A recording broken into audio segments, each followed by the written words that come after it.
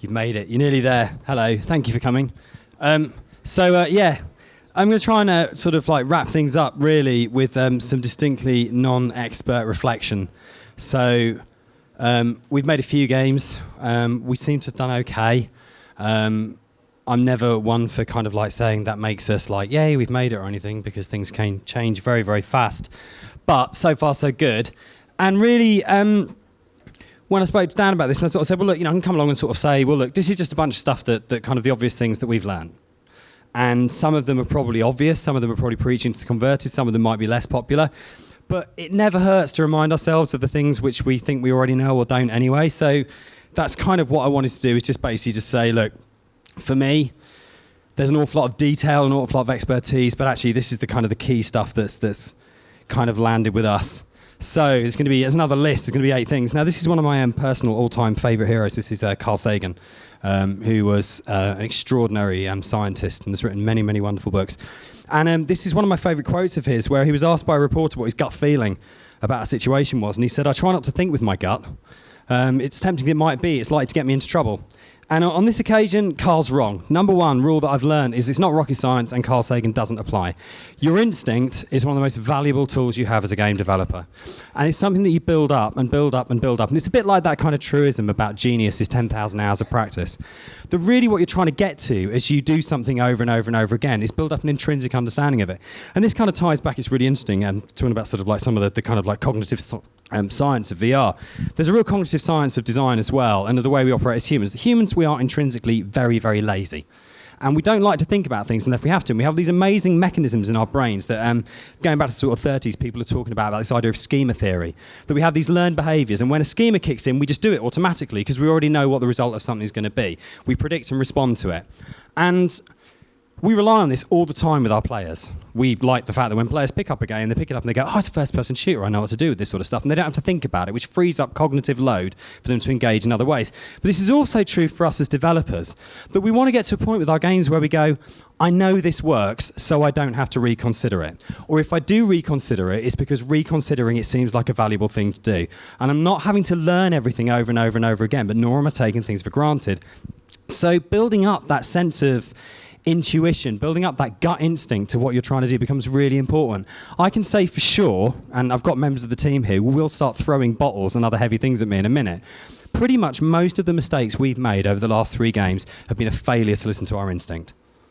That we've gone, that feels wrong, that feels wrong, that feels wrong. Usually I've been the one that's bottled it and said, yeah, but you know what, we shouldn't do it. Knowing that my gut is telling me that actually what we're doing was the right thing in the first place. We've shifted it, gone against our instinct, and it's been a flaw in the game. 99% of the mistakes we've made in development have been failing to listen to our gut and think with our gut. It's really, really, really important, and it's something that we've learned the hard way. And it's a constant battle, right? Because, you don't also just want to think with your gut, and Carl Sagan's right to an extent, and, the kidney is not a particularly brilliantly cognitive organ. And you do want to use the thing up here, but never underestimate that. Building a sense of what it is that you understand instinctively about what you do. Allow yourself to be an expert. Don't second guess your expertise as you go through. So it's not rocket science. I've always wanted to do this, and I've never really had the guts, or it's a very stupid thing to do, and I shouldn't do it anyway. But there's something intrinsically about throwing yourself off a pier dressed as a giant chicken, which kind of intrinsically appeals to me, which is why I'm a game developer and why VR is great, right? Because you can do that without actually having to do it. That looked like a good idea at the time. And thousands of people do it all the time, all thinking it's a good idea at the time. And that's because ideas are cheap. Ideas are the cheapest things in the games industry. It's dead easy to have an idea. You don't have to pay anyone to have an idea. You can sit down and have one yourself. You don't have to render it. You don't have to worry about how many polys it's got. You don't have to get the crunches down. You don't have to worry about the fact it doesn't work. You don't have to boot it across to other platforms. Ideas are fucking cheap. They're lovely. They're brilliant things, right? You can't have too many ideas. One of the only things in the world that you can't have too many of, it's literally impossible to have too many ideas. Acting on all those ideas is stupid. And you must never act on every idea you have. But having them, bonus. That's why we have the internet, right? The internet's brilliant. It's just a big bin that we can put all of those ideas that we have that we don't want to act on. Fantastic, lovely. And then in a few years' time, we'll shut it down. We can go away happy, go back to living in caves, and everyone will be brilliant. But anyway, as game developers, you can't have too many of those. And this idea of like never ever getting into a situation of self-censorship, which we do, particularly because we work in a financial industry, particularly because we're trying to pay the mortgage, particularly because we're worried about these sort of things, deadlines, everything else, we go, I've had this idea, but before the idea's even actually properly had a chance to form, and before you've actually had the chance to understand how stupid it is, you've cut its legs off at the hips, and then you're kind of hobbling around sort of like on stumps trying to figure out what the hell actually you should do next. There is no such thing as too much brainstorming time. And every single idea has to be proved wrong before you know it's wrong. Self-censorship is a really, really dangerous thing. And we talk a lot about this kind of idea in the industry. We have a lot of problems with innovation. And we have this weird thing, which I'll come back to you later, of we have simultaneously not enough innovation and too much, depending on who you listen to. But if we start getting to a point where, to ourselves, we start discrediting our own ideas before we've had a chance to have them properly, we've got a problem. It's okay to be stupid. It's okay to fall flat on your face. It's okay to make mistakes. It's okay to fail. It's how we learn from stuff. 10,000 hours of practice doesn't make a genius. 10,000 hours of fucking it up and learning from that probably does. Apart from if you're Mozart, but he was smug and died young, so whatever. The problem with strapping this shit to your back and jumping off a pier, I've got a beer over there and my throat's gone really dry, so I'm just going to ask James to pass it over to me. This is a good idea. Beer and electricity. The problem with strapping a couple of jet engines made out of dustbins to your back and jumping off a pier is it's really, really fucking stupid. And that's the problem with the contrary thing on there, which is ideas are without doubt the most difficult and expensive thing you have to face. Ideas are really, really simple and easy to generate. Differentiating between a good idea and a bad idea is a lot harder. And the problem with bad ideas, particularly in games, is that it sometimes takes a couple of years, at the minimum, sometimes months, sometimes thousands of your own money, sometimes millions of someone else's money, before you realise it's a really, really bad idea. And then you're really in trouble because you're already in midair, heading towards the water with a couple of dustbins strapped to your back. And that's not a good place to be. So we have this weird contradiction in game development, right? Where we need to generate a load of ideas, and we need to keep generating those ideas and not self-censor.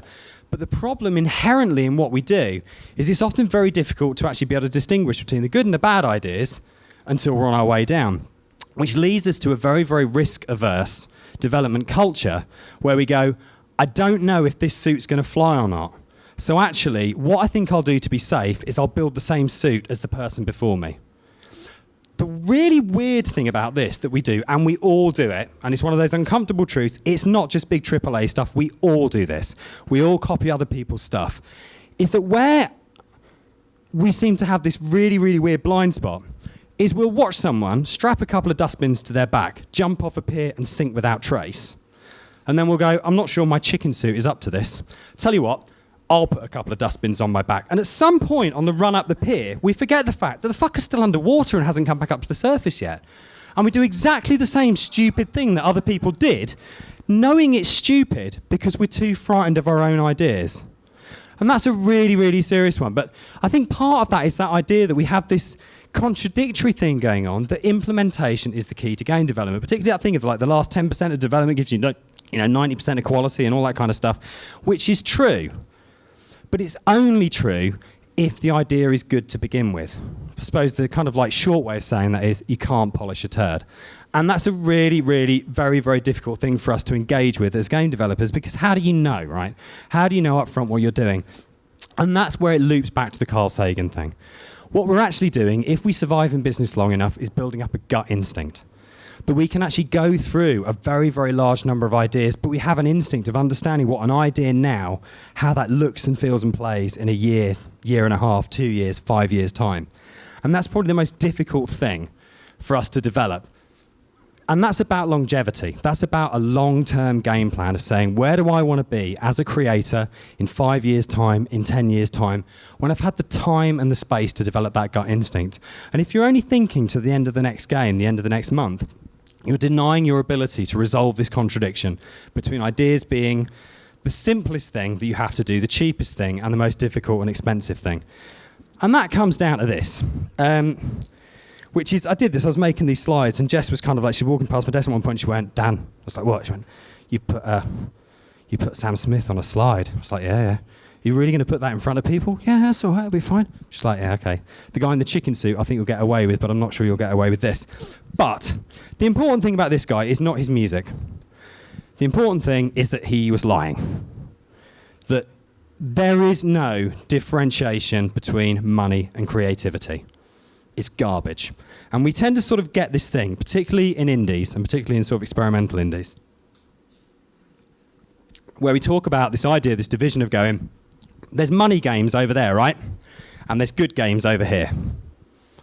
And it's horrible, horrible, horrible inverse snobbery. It runs in the other direction as well. It goes both ways.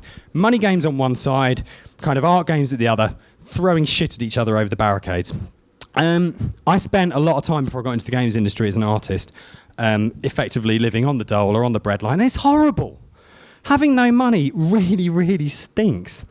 It's a shit position to be in that most of us don't want to be in that. But we still somehow have this kind of myth of the struggling artist.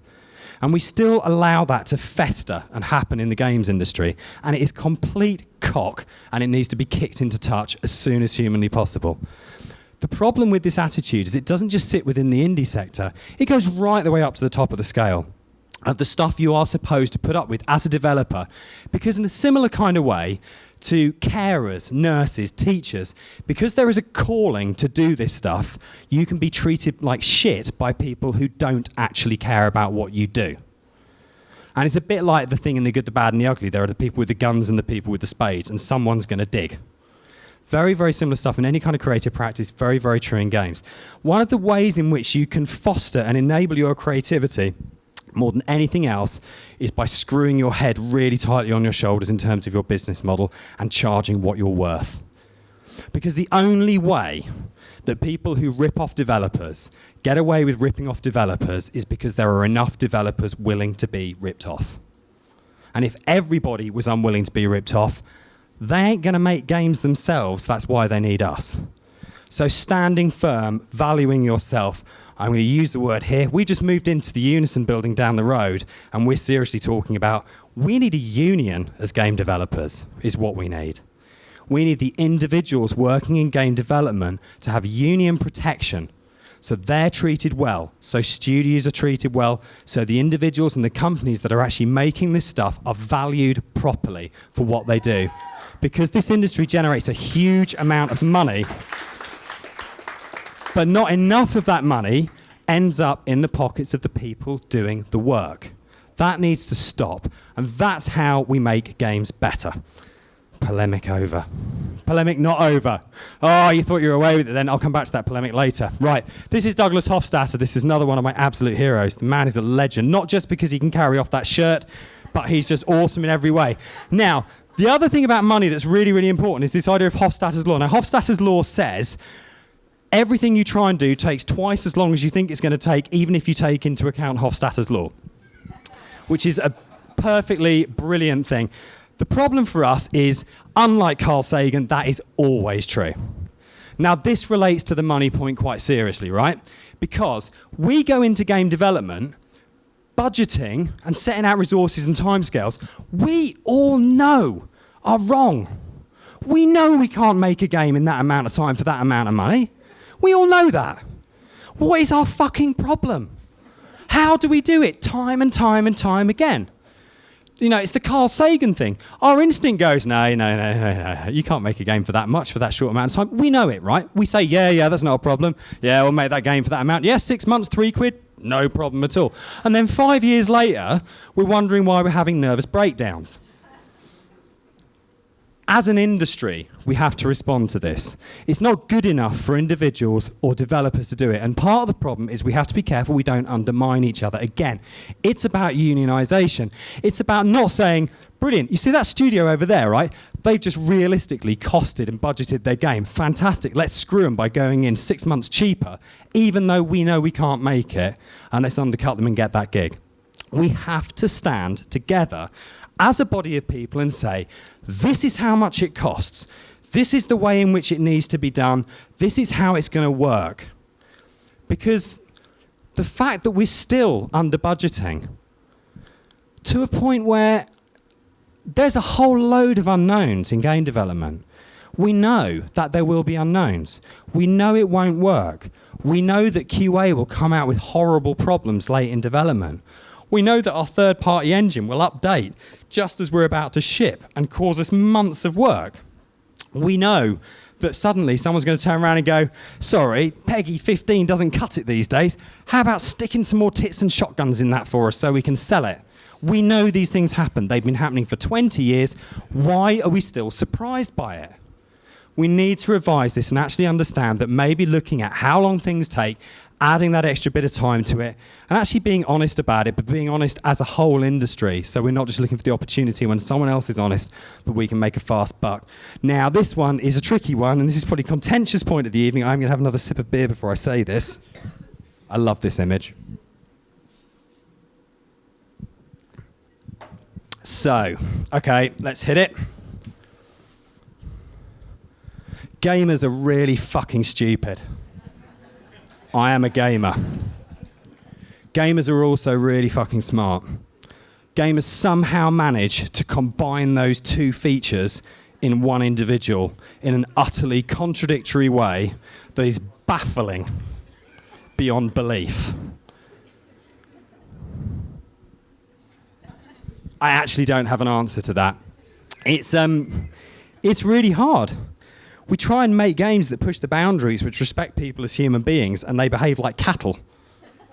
We treat them like cattle, and suddenly they're geniuses. And you're backwards and forwards going, how smart are these people?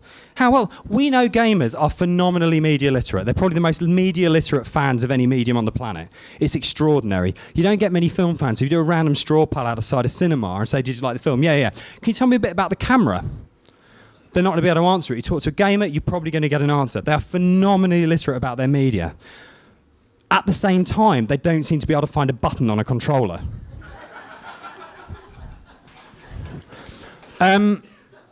Yeah, I don't know the answer to that one.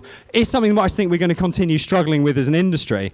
And probably the only thing about it that we can kind of like work on is the fact that we're also gamers. I mean, you know, Jess always saying to me, she kind of comes in and playing a game, she says, you've got the Halo face, where she says, I can see the drool building up at the corner of your mouth, particularly with Far Cry. She's like that. Is that Snow Leopard really worth it? I've got a PhD, but I dribble when I play Far Cry. Let's move on past that one because that's going to be a really difficult one to resolve and talk about this instead. You'd have thought that this was obvious. Speaking of gamers being stupid, I'm clearly a stupid game developer because to me this is self-evident. It's quite extraordinary how many unhappy people being treated like shit there are in the games industry. Absolutely unbelievable. 100 years ago, we'd have lined up the managers against a wall and fucking shot them. Why has that not happened? How are we still in an industry where people are treated quite so phenomenally badly? Because we're all in that industry. And they don't make good games. I mean, that's the bottom line of it. How many people have shipped a game which they go, fucking hell, that was 3 years of my life, I'm not getting back? Most of us have been there, who've been in the industry for any period of time, but we do it. And it's a really hard job. And it's not the most well-paid job in software development comparatively. So we love what we do, but we put up with a lot of crap to do it. And we don't have to. There's no reason why we have to put up with those kind of conditions. Because we know, and the industry's old enough that we know that games made by miserable teams don't tend to be very good games. And sometimes they sell well, great. You don't get it, though, as an individual, right? But most of the time, games that are made by happy, engaged, empowered people are better because the people making the games care. People who make games are passionate about making games. And if you ignore that passion and if you tread that passion into the dirt, your game will not be as good. It should be self-evident. It should be gut instinct. But still, over and over again, we kind of see it. And I think partially that's about us trying to figure out how we change the industry for the better. And like I've said before, about the responsibility that we all have as individuals to change the industry for the better. But partially there's also another thing with that, which is really, really important to remember, which is regardless of how amazing that feels, it is only a game. it's very, very, very easy in the thick of development to lose sight of this, and it becomes everything.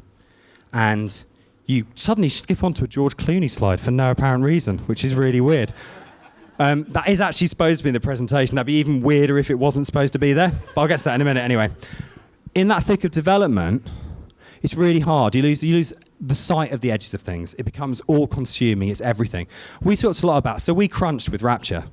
And it took us a while to admit that we crunched, me and Jess as bosses. Because we were kind of like, yeah, we didn't crunch. No, it was all right. It's fine. People just working a little bit late, we ought to try and get them in. And then we realised that when we were saying to people, you don't have to work this late, and they were going, it's fine. The reason that they were saying it's fine is because they had no choice but to work that late, because they really cared about the quality of the game. And we let them crunch. We didn't force them to crunch, but we didn't provide them any opportunity not to crunch because they were passionate about what they were doing and they wanted to make the game possible, and we'd under-budgeted and we'd under-scoped it, yeah? So crunch can come from two directions. Crunch can come from downwards and it can come from within. And it's very, very, very hard to actually get both of those. And part of it is your responsibility and part of it is your boss's responsibility. And I still see it as, proud as I am of the game, I still see it as a failure that we crunched and we allowed teams to crunch, because it's not an appropriate way of making media and making games. The very, very hard thing you have is that as a passionate developer, it's incredibly difficult not to force crunch on yourself and not to go, this is everything, this has to be everything, this has to be everything.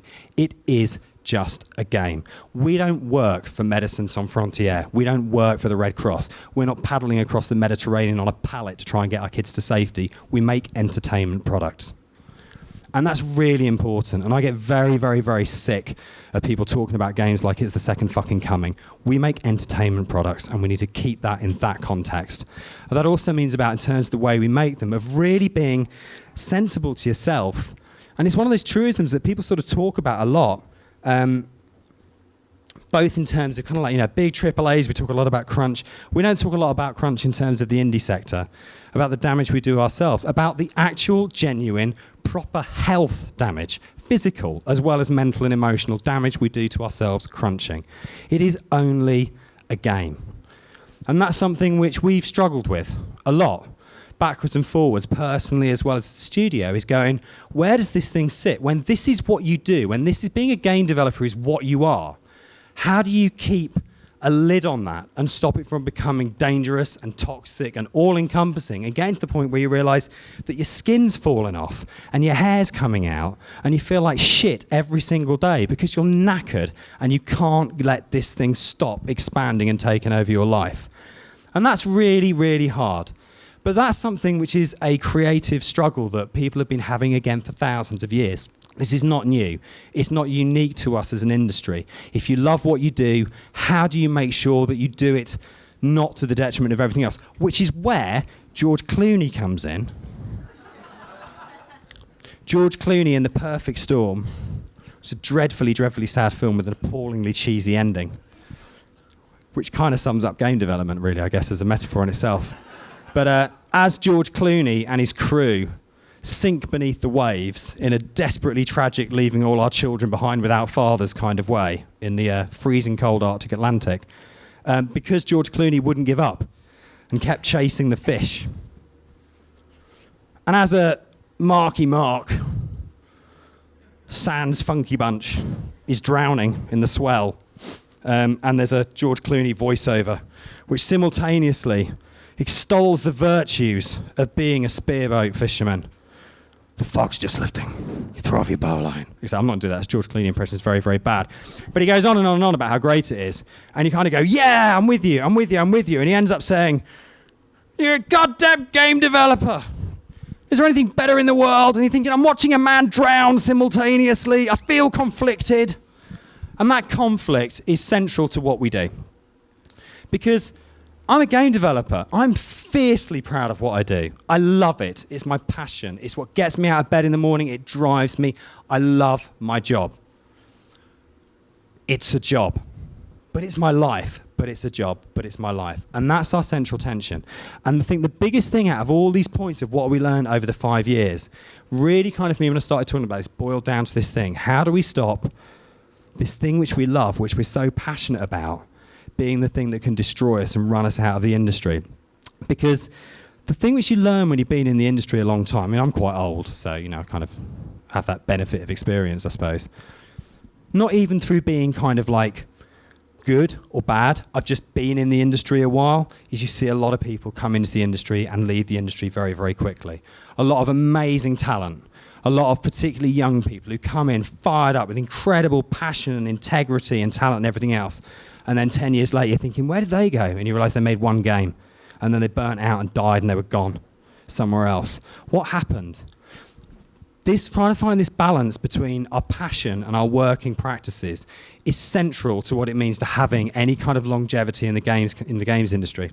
And if we are going to try and reach for that Carl Sagan position of saying we're experts, we're geniuses, we put in 10,000 hours of practice and failure, the only way we can do that is if we find this balance between giving everything we have to the thing we love, but making sure we keep something back for ourselves. Here endeth the lesson. Thank you very much.